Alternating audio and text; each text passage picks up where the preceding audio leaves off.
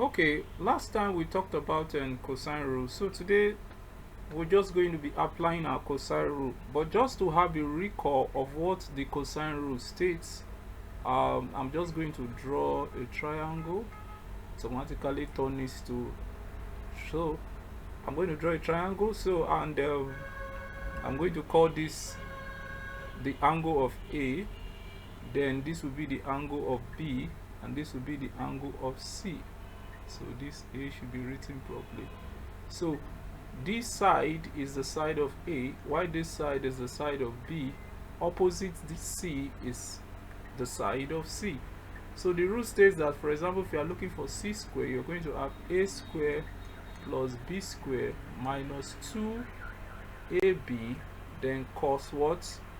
Cos the side of the angle, that is the angle you're looking for, which is C.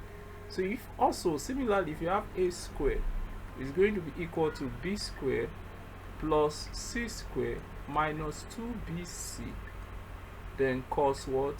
A. So if you remember that, so that's what it entails, and so on and so forth. You do the same thing to the third one. So let's assume we have a triangle and the side is given to us. The side of the triangle is given to us. We have this to be equal to 10.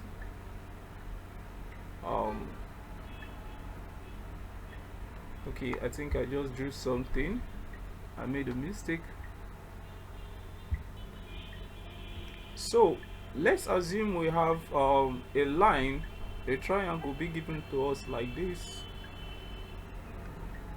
Okay, that's our triangle, and this side happens to be maybe 120.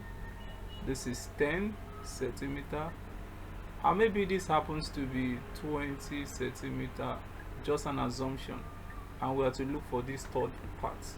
So based on what we've done so far, any of them can be the A, the B, or the C. So what we're actually looking for is this X. So that means the angle of this X is this 120. So it's going to be similarly, say, S square equal to the addition of the two sides, like a Pythagoras rule, plus 20 square, then minus 2 times 10, then times 20, then cos the angle itself 120. So if we do the mathematics of this, we have 10 square will give us 100, plus 20 square will give us 400. So we have minus 2 times 10 times 20. That's 20 times 20. That will give us 400. So we have cos 120. So we're going to look for the value of cos 120. So when we add these two guys together, we get 500 minus 400. Then cos 120 is going to be minus 0.5. You can use your calculator for that. And when you try to deal with this, so you're going to have 500, then you have to multiply first. Multiplication comes before subtraction. Do not be tempted to do this, to say 500 minus this. So you multiply the 400 by this, and you can see there is a minus sign here. So this minus sign, minus times minus, makes this one to become a plus. Then 400 times this, you have 200. So what you have now is X squared is equal to what? 700. Then you can then find the square root of 700. So if you wish, you can take it into surd form. At least you guys already have ideas of surd, right? Okay, you understand.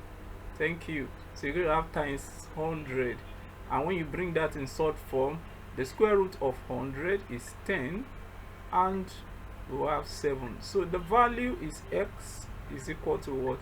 10 root 7. I guess you guys understand. Okay, it's simple, right? Oh, no problem. Let's take the next example.